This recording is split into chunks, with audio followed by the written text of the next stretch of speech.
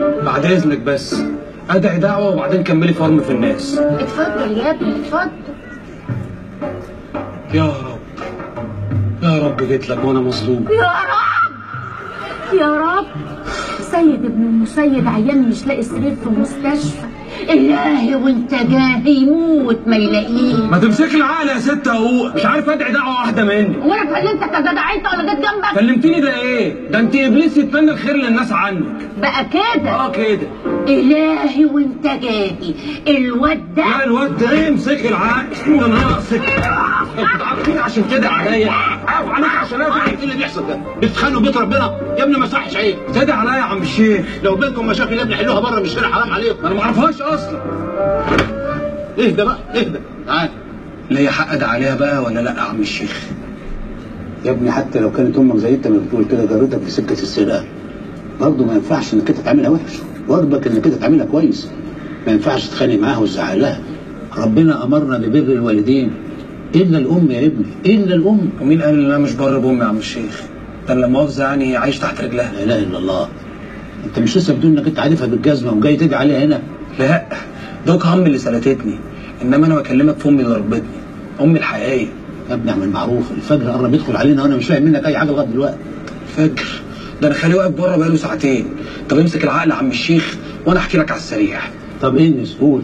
في يوم امي كانت حامل فيا في التاسع وكانت طالعه تسرق، ومن عملها الاسود الحكومه طبت عليها في نفس الوقت اللي جالها فيه الطلق وولدتني. يا لهوي الحقني يا بابا خلاص.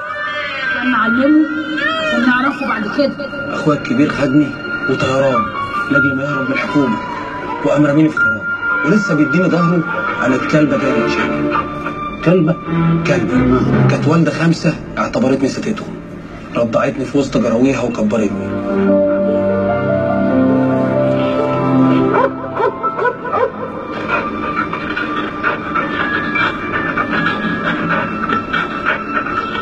لحد ما امي اللي سلتتني ما خرجت من السجن وخدتني تاني.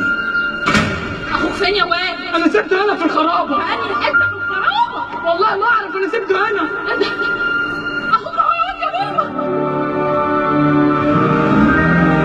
من يومها انا عايش مع الاتنين في نفس البيت، نص انسان ونص كلب. محدش قابلني يا عم الشيخ، ده حتى الجامع اللي في حتتنا ما بيرضوش يدخلوني. يعني انت رادع من كلبه؟ وعندي كل مواصفاتها. جيبك اليمين في ازازه مسك وسواك، صح، وجيبك الشمال في لا مؤاخذه يعني حجر جهنم زوم الشقاوه.